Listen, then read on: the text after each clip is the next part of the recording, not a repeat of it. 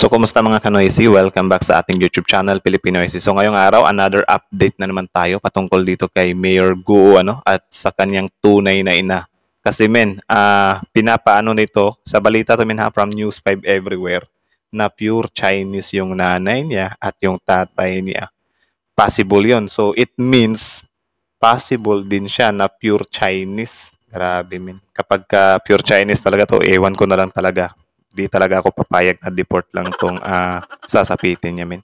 So, yun, ang video ito ay from News 5 Everywhere. So, meron itong pamagat na tunay na ina ni Mayor Guo, posibleng Chinese, at kabilang sa may-ari ng farm. Diyos ko po.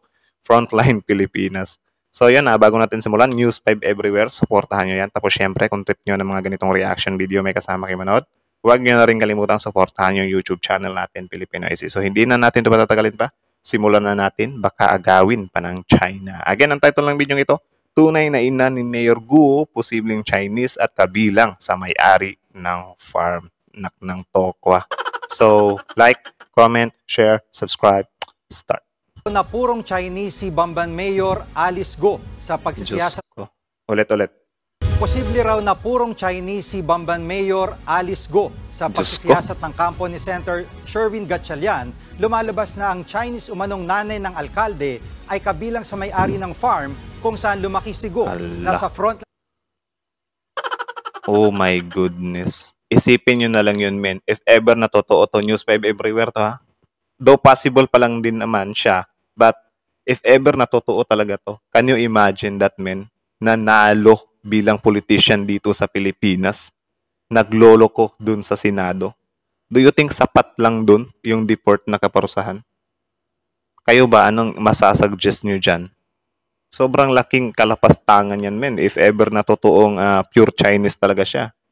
At dapat malaman talaga natin kung ano yung mga motibo ng mga taong to. Ang tanong lang, nasa na itong babaeng ito na... Ang balitang yan, si Camille Samonte.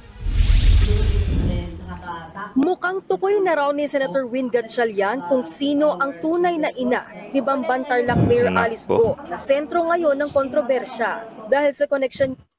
My goodness. Sinabi niya pa na di niya daw naabutan yung nanay niya, pero mamaya malalaman nyo dito na yung nanay niya pala parating kasama ng tatay niya. Sa mga pogo at sa hindi tugmang detalye ng kanyang pagkatao nang sumalang sa pagdinig ng Senado. Hinala ni Gatchalian ang isang babaeng nagngangalang Wen Yili, ang tunay na biological mother ng alkalde.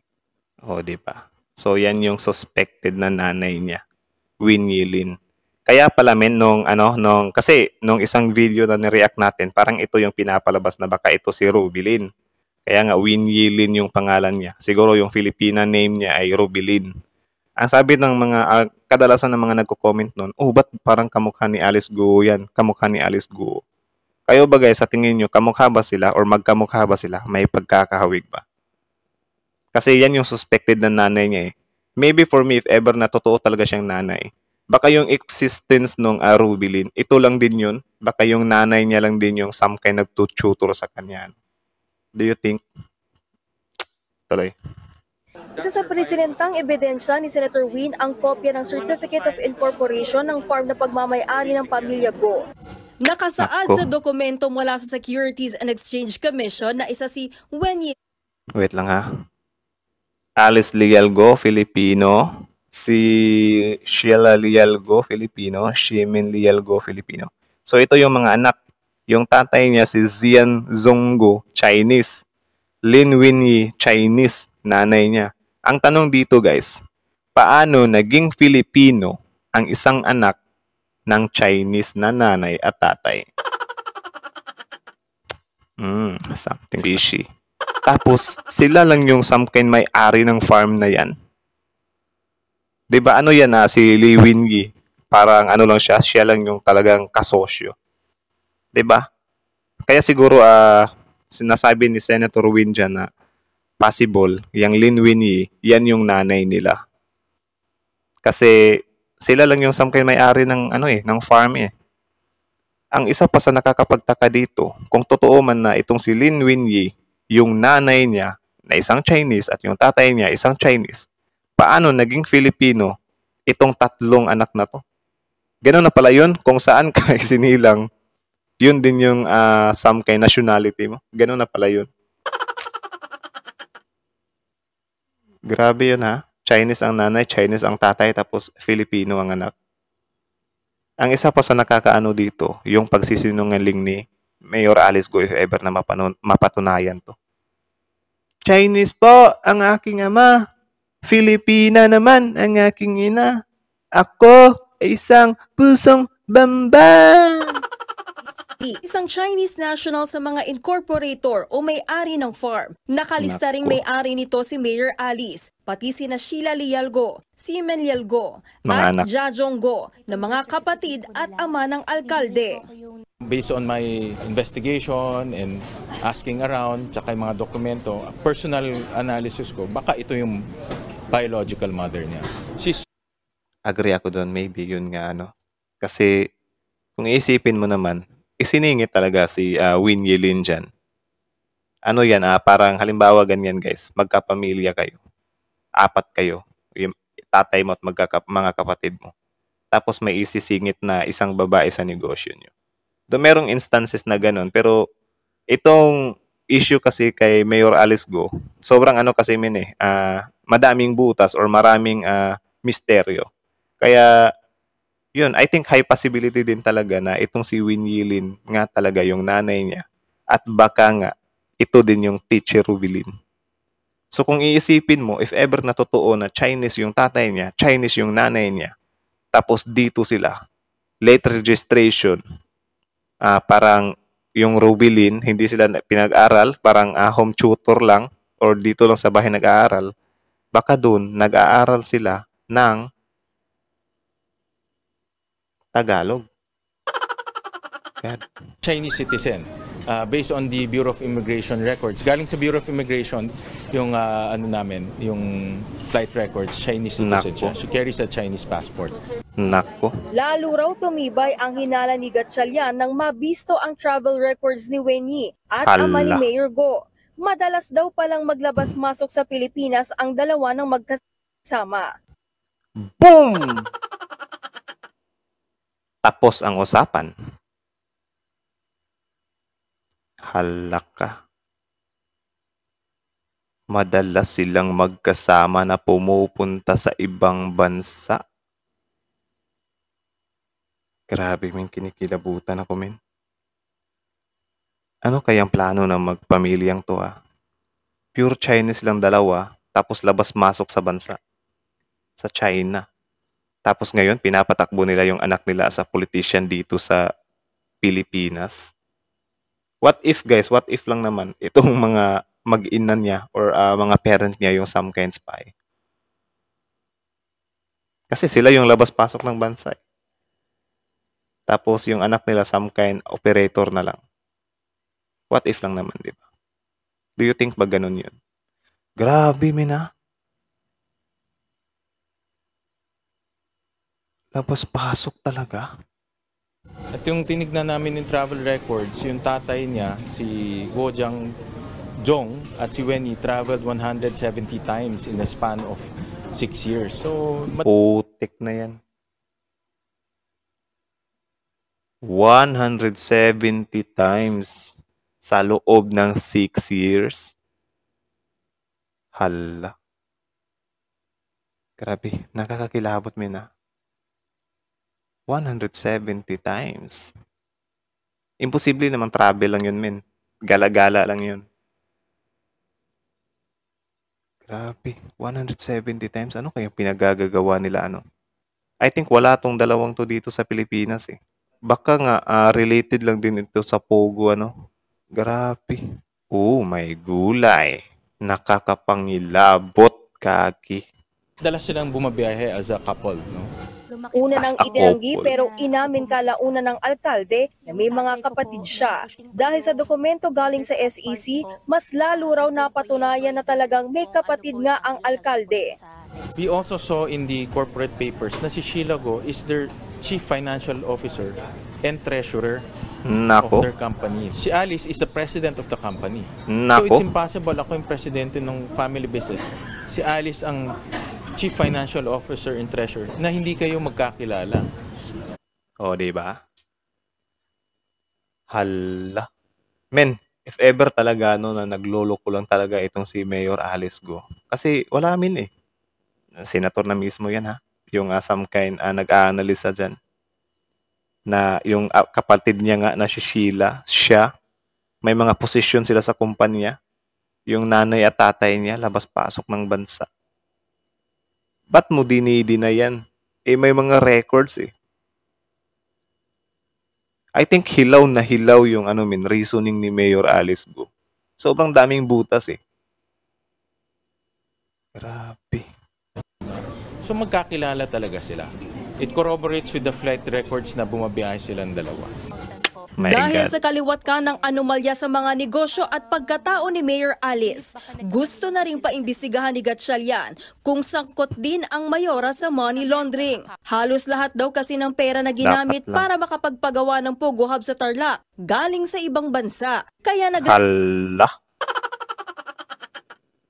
Totoo yun, men. Ay namin naman yun ni Mayor Alice Go na pinapadalahan siya ng tatay niya ng pera. Ang kaso nga lang, yung perang yun, saan nga ba galing yun?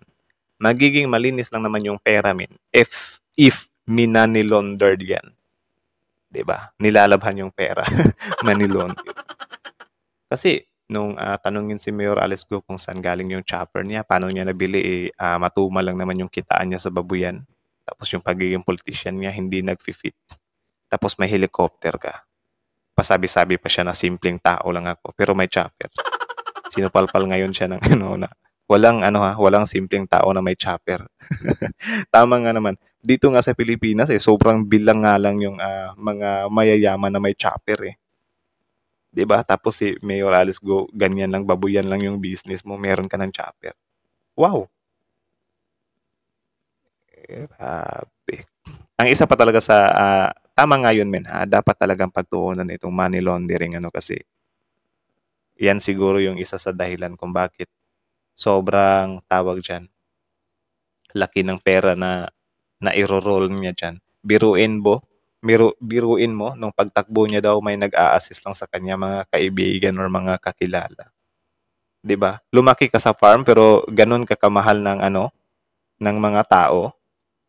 May mga friends ka, di mo nga maalala yung childhood mo, tapos ngayon i-claim mo na may mga tao na tumulong sa'yo.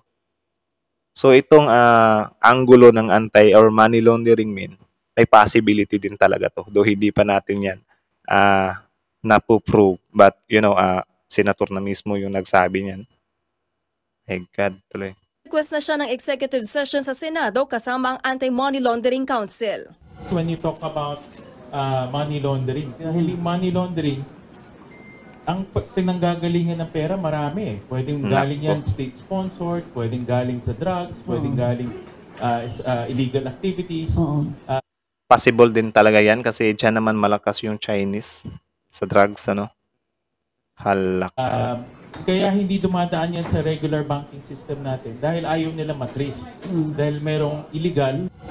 Parehong miyembro ng Nationalist People's Coalition o NPC sina Senator Win at Mayor Go. Mungkahin ng kapartido. senador patalsikin na sa partido nila ang alkalde dahil sangkot din siya sa Pogo.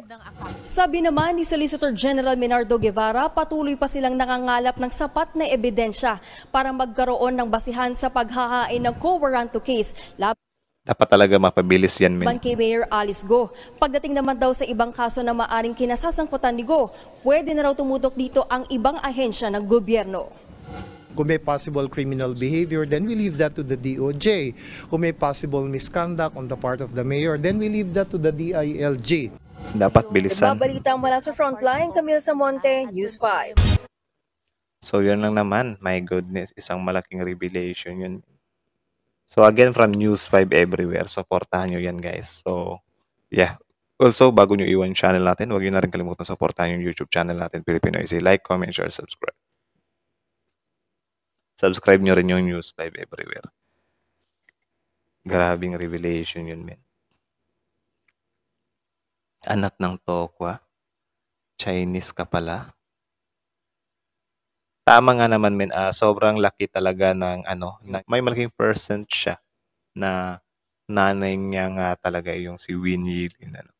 I think nga yung si Win Yilin ay siya din si si Teacher Rubilin yung some kind nagtututor sa kanila. Kayo ba? Do you think din ba na ganun yun?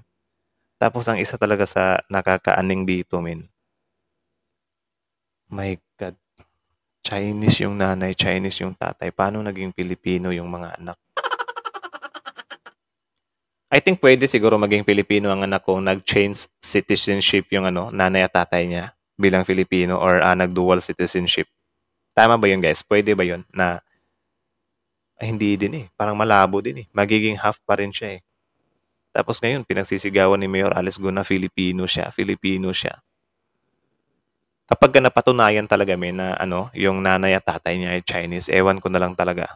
Like, I think kulang talaga yung bitay Kasi, if ever na totoo man yan, grabe, biruin niyo ha, 170 times na yung travel history ng magnanay, nanay at tatay niya, nang magkasama. Within 6 years.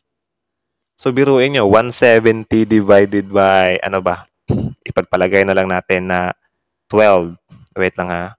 170 divided by 12. 170 divided by 12. 14. So, 14 flights sa isang taon divided by 6. 14 divided by 6. 14 divided by 6. Dalawang beses. Dalawa to tatlong beses kada buwan nagta-travel ng China. Aba, matindi din ha. Hindi ko sinabing 2 to 3 beses. Parang dinivide ko lang din siya sa 6 years yung 170 flights. Hindi ko naman talaga na yun talaga yung tamang bilang. Pero if ever na ganyan nga maraming na yun ha. Anong gagawin nila dun sa China men? Tapos pabalik-balik sila dito. Baka dinadala nila yung pera nila dito Kasi baka halimbawa ganyan, kung totoo nga yung money laundering na yan, pero bakit hindi sumasabit ang mga to, men? Grabe, biruin nyo, 6 years, nagagawa nila yan ng some kind freely lang. Grabe, hindi pala talaga totoong mahigpit ang Pilipinas. Hindi mahigpit ang Pilipinas, men. Marami nga tayong mga kababayan na nagre-reklamo Na-offload pa nga yung iba, di ba? Tapos, bakit kapag ganito, ang habang operasyon nito di din naman natin masasabi or dapat talaga tayong tawag dyan, magduda sa mga to kasi related sila sa Pogo Yung Pogo pa naman, sobrang daming issue. Pwede siyang tawag dyan, nalilink siya sa mga hacking, mga torture, sa mga panghahack ng system ng gobyerno. Pwedeng makaapekto siya sa national security. Tapos ganun-ganun lang. Labas-pasok kayo dito sa Pilipinas. Tapos malaman-laman namin yung isa dyan, si Win Yilin, some kind related dun sa farm. Alam naman natin, kiniklaim nga yan ni Mayor Alice Go na buong buhay niya, nandun lang siya sa farm. Ang tanong talaga kapag napatunayan na nanay niya yan si Win Yilin, tapos lahat ng kasinungalingan niya, men. Paano niya i-deny yan? Kung totoo man na yung nanay at tatay niya parating magkasama, sabi niya hindi niya nakilala yung nanay niya. Wala, doon pa lang, wala na, tagilid na. Sabi niya Filipina yung nanay niya. Tapos pag malaman natin na pure Chinese pala yung dalawa, wala na. Finish na. Grabe. Ang isa sa nakakapanginlabot nito, Chinese silang dalawa. Sabi, from 2002. Posible nga talaga, So kayo ba, ano ba sa tingin nyo yung, if ever na mapatunayan na pure Chinese yung nanay at tatay ni Mayor Alice Go? Do you think ba matatawag pa rin natin siyang Pilipino? Or if ever man na mapatunayan talaga na halimbawa guilty nga siya dyan sa mga pinaggagawa nila, what is, or ano yung may sasuggest nyo na kaparusahan? Ha? Kasi ako, grabe, dapat talagang sampulan tong mga to If ever na mapatunayan talaga nang iispiya lang sila dito sa bansa. Tapos, nilapastangan nila yung natin, privacy ng national security natin. Or privacy ng bansa natin. Nililik nila dun sa China. Nakakalungkot. Dapat parusahan talaga ito, Dapat bitay nga to eh. Grabe, nakakalungkot. Napasok yung Pilipinas ng ganun-ganun lang eh. Ang nakakapagtaka talaga dito, paano nangyari, if ever na Chinese yung both parents niya, paano nangyari na nagkaroon ng mga birth certificate yung mga yan? Bakit lumusot yung mga yan? Grabe, sobrang smooth lang ng galawan nila. Ha? I think yung mga official din natin na some kind, tawag dyan, may kaugnayan sa pandudoktor ng mga papeles nila. Dapat pangbitayin din yun eh. Kakatakot. Ang isa pa sa nakakatakot nito, baka hindi lang si Mayor Alice Go. Baka may iba ding mga ganyan na nagkalat dito sa buong Pilipinas. Hindi lang sa Tarlac. Baka meron sa Pangasinan, Bulacan, Luzon, Cagayan, Mindanao, or whatsoever. Visayas. No? Grabe. Nakakakilabot naman. So, yun lang naman muna. Again, News 5 everywhere. Pilipinoicy. Then kayo, comment ka sa baba kung ano yung trip nyong kaparusahan if ever na mapatunayan na pure Chinese nga yung mga magulang niya at may ginagawa nga silang kalokohan dito sa Pilipinas. Ano? Comment down below. Tapos yun lang naman muna. Again, Pilipinoicy. Like, comment, share, subscribe. Pilipinoicy.